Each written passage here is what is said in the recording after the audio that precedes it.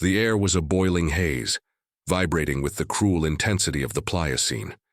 3,200,000 years ago, the East African savanna was a laboratory of life and death, a stage where evolution offered no mercy, only brutal opportunities. The sun, suspended at the zenith, lashed the parched earth, cracked into endless geometric patterns, and the smell of fine dust mixed with dried dung and salty sweat was the constant perfume of survival. In the middle of the elephant grass, which rose to shoulder height, two hominids moved with a tense, almost desperate stealth. They were small, their athletic bodies covered in sparse fur, remnants of an arboreal past. But their eyes, those were the future. They carried no fangs, no massive claws, but in the hands of Kale and Jorah rested the first technology in the world: chipped stones. Sweat ran down Kale's furrowed face, the leader of the small band of Homo habilis.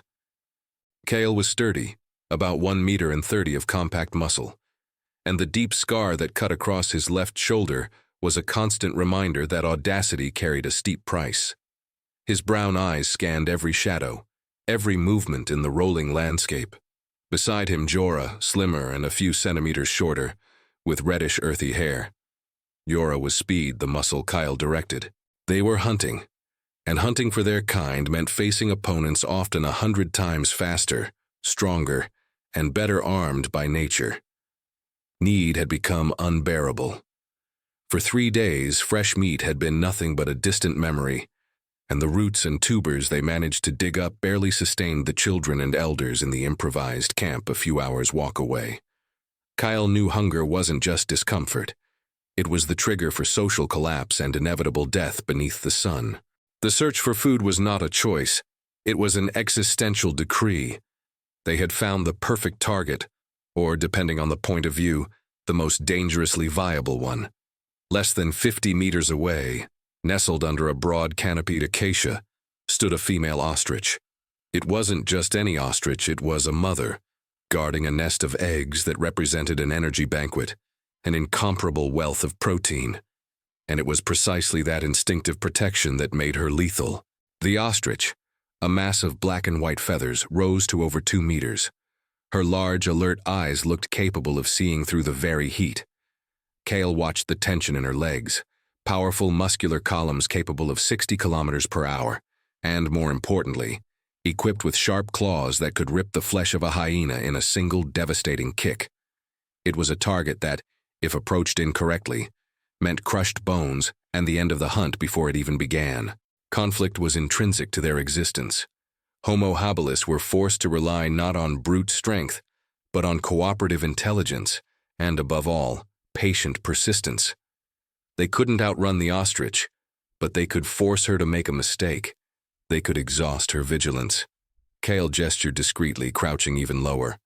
Jorah nodded, his body taut like a drawn bow. The plan was a calculated risk. Jorah would use his superior speed to flank the bird from the east, distracting her with noise and movement. Kale, in turn, would try to approach from the west, downwind, waiting for the exact moment when the mother ostrich was split between defending the eggs and driving off the most immediate threat.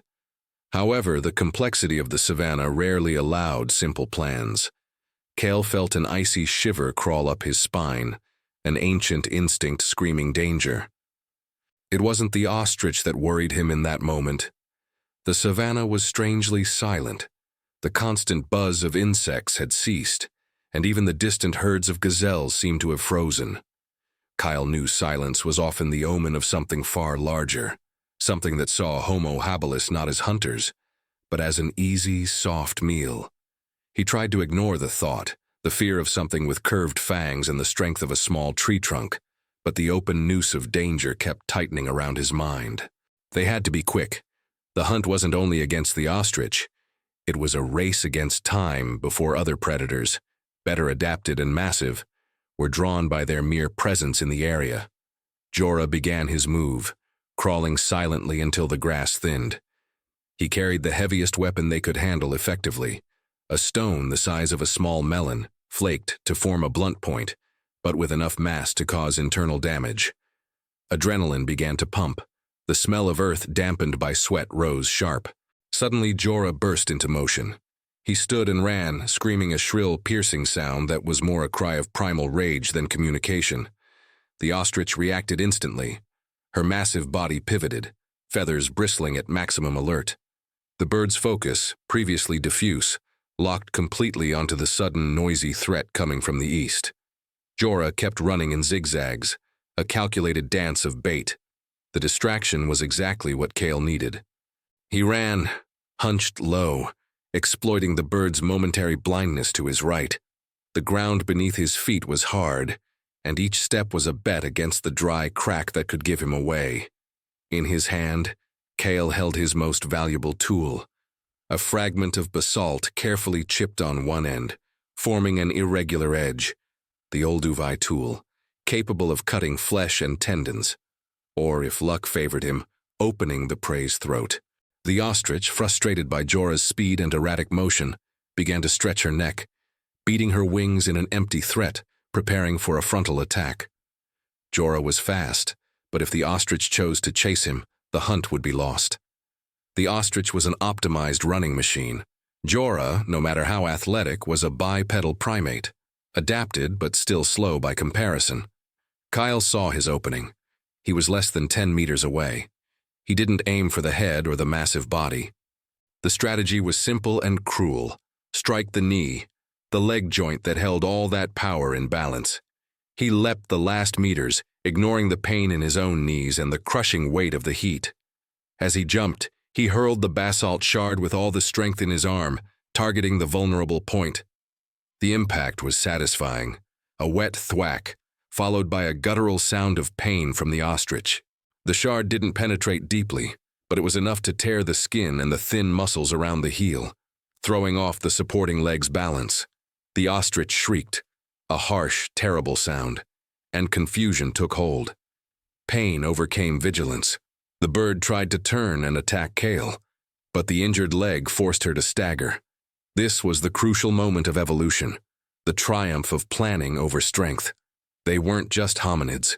They were thinkers, coordinators. This meal, this life they were about to take, would be the cement that kept their band together. It was proof that individual fragility could be overcome by cooperation and rudimentary technology. The ostrich staggered again, and Cale ran to deliver the final blow, Jorah returning at once to support.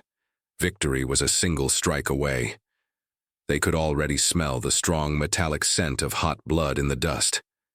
The ostrich screamed again, this time pure panic, trying to pull away. But then, the silence Kyle feared returned, denser, heavier.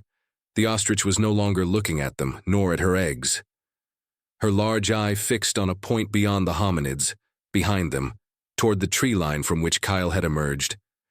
The panic on the bird's face was absolute, and it wasn't focused on them. Kyle stopped. Jorah stopped. The smell of fresh blood mixed with the ostrich's acrid droppings was powerful. But over everything came a new odor, a strong, hot musk, fetid, belonging to the top of the food chain. It was the smell of a creature that ate meat and didn't bother hiding its intentions. The sound came next, the dry snap of branches breaking with outrageous ease as if crushed under an unimaginable weight. And then she stepped out of the shadow. It wasn't a hyena. It wasn't a primitive wolf. It was a massive feline with the build of a small bull, yellow-gray fur, and a big, broad head that looked perfectly molded for killing. The predator was a Dinophilis, one of the great saber-toothed cats of the Pliocene, and it was hungry. Its mouth was slightly open in a silent huff, exposing the upper canines, long, curved, serrated, projecting like polished bone daggers. The Dinophilis wasn't hunting the ostrich. It had caught the hominid's scent first, or perhaps it was simply responding to the noise of their failed hunt. The wounded ostrich was an insignificant distraction. The cat's focus was now on the small, furry, terrified Homo habilis. Kyle felt the world shrink to the size of his own dry throat. The fear he had suppressed during the hunt exploded into a wave of paralyzing terror.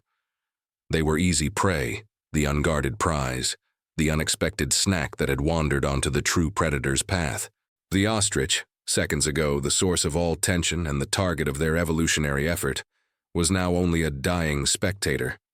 The feline took a slow, confident step, measuring distance. The basalt shard in Kale's hand felt ridiculous, a child's toy against that primordial force. The Dinofelis growled, a deep sound that vibrated through the earth, and began to move with the lethal speed only big cats possess. The hunt had reversed in a catastrophic instant. They had captured the ostrich's attention, used their brains to wound it, but by doing so they lit a beacon of blood and opportunity in the middle of the savannah. And now that light had drawn death. Kale and Jorah's fate, whether they would survive the next minute, hung beneath the predator's stare. The question was no longer whether they would eat the ostrich, but who would be eaten alive first. This is the exact instant when natural selection demands its highest price, a moment of pure terror that will determine whether this small evolutionary line continues to walk upright or is erased from history beneath the weight of claws and teeth. The confrontation is inevitable. Prepare for part 2, where the savannah demands its bloody payment. The hot Pliocene air seemed to have been sucked out of the world. Zor, trapped under the massive feline weight of the creature that had intercepted him, no longer felt the dust, only the liquid, pulsing agony radiating from his thigh and shoulder. It was a kind of pain that transcended understanding, the physical manifestation of absolute ending. The ostrich hunter had become dinner, and the predator, a great saber-toothed cat of the genus Meganterion, was the embodiment of prehistoric efficiency. Its spotted coat, nearly invisible in the deepening twilight of late afternoon, exhaled the smell of old meat and dry moss. That Meganterion was not in a hurry. It had shattered Zor's hip with the first blow, and now pinned him, the long teeth still sheathed, but the weight of its jaw pressing on his throat. The roar wasn't loud. It was a deep, vibrating grunt that resonated more in Zor's bones than in his ears. It was the certainty of victory. This was the final, inescapable hook, the painful understanding that rudimentary intelligence, the ability to chip a stone, and the ambition to hunt a fast ostrich were utterly irrelevant before brute force and predatory instinct perfected over millions of years. The world did not negotiate, it only consumed. The scene was set in a terrifying silence, broken only by the hiss of Zor's breathing and the rhythmic sound of blood dripping onto the dry earth. The ostrich, whose reckless chase had led Zor to this point, lay a few meters away, an abandoned trophy, its nourishing flesh now forgotten by the predator that had a more immediate, warm prize. The final conflict played out in Zor's clouded mind. He needed to fight, but the weight crushed him and pain paralyzed him. His right hand, still instinctively clenched, groped at the earth.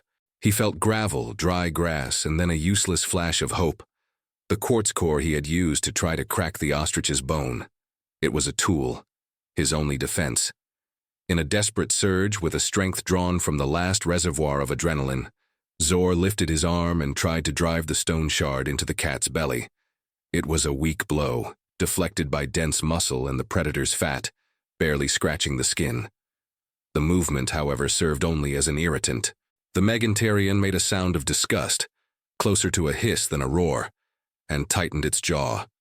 In a dense acacia thicket about 20 meters away, Kira, a female from Zor's small band of habilis, was petrified. She had followed the pursuit, drawn by the possibility of meat and carried by familiarity. Now she was the mute, terrified witness of the end. Fear was so intense it felt as if the ground had shifted to swallow her. She couldn't scream, couldn't run. She could barely blink. Kira watched the final movement.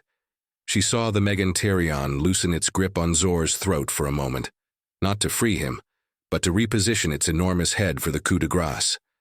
The predator, with the surgical precision of a hunter specialized in large prey, opened its mouth, revealing the upper canine teeth, long and curved like obsidian daggers, that gave its kind its name.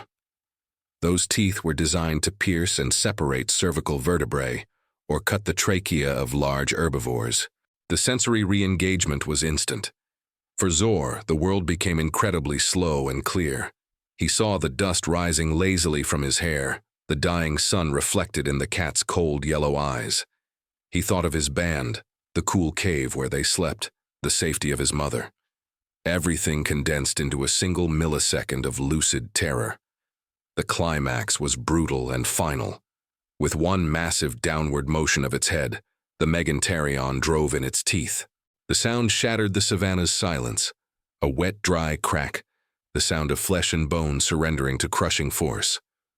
Zor had no time for a last scream. His small rib cage ruptured, and life left his body in an instant, carried away by traumatic shock and complete respiratory failure.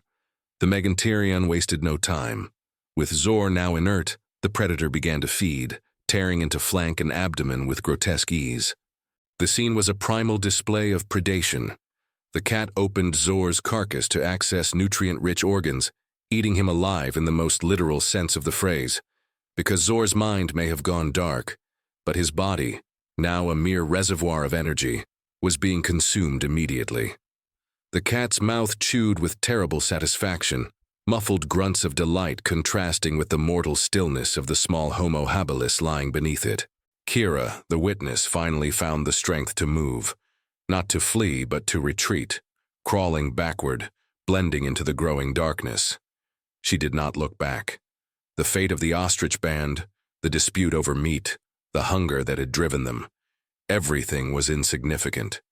The open loop about the group's survival was closed by Kira's silent escape, carrying with her the irrefutable proof that despite the spark of intelligence, they were still at the bottom of the food chain, easy prey for the era's specialized carnivores. Zor's body, so full of life and ambition hours earlier, was now a night feast. Hyenas and jackals, drawn by the smell of blood and activity, waited in the shadows, knowing the big cat would leave scraps. They would not risk challenging the Meganterion, but would wait patiently their turn, ensuring nothing remained of Zor by dawn, completing nature's cruel and efficient cycle. The conclusion for the small Homo habilis band was burned into Kira's memory as trauma and lesson. Zor's death was not an accident, but an inevitable consequence of the arrogance of venturing too far, of underestimating the magnitude of danger. The intelligence that allowed Zor to chip a stone was not enough to save him from jaws more powerful than any tool they could conceive. Survival, Kira realized as she ran back to shelter, would not be in reckless hunting, but in relentless caution, strict cooperation, and the use of tools not only to attack but primarily to build barricades and intimidate. Zor's death sealed the understanding that life 2 million years ago was an equation of immediate energy. You were the hunter, or you were the food.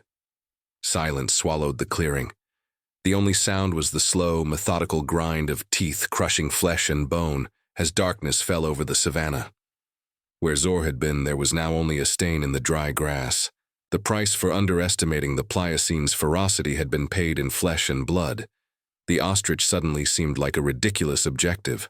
The small Homo habilis had tried to challenge an ancient wild world, and that world had answered with a single, unquestionable, lethal truth. If you went deep into this story of hunting and survival, if you felt the heat of the savannah sun and the terror of the roar that silenced human ambition in its most primitive form, we invite you to explore other narratives that unveil the crucial moments of human evolution. Subscribe to discover how our ancestors, learning from tragedies like Zor's, finally rose to dominate the planet.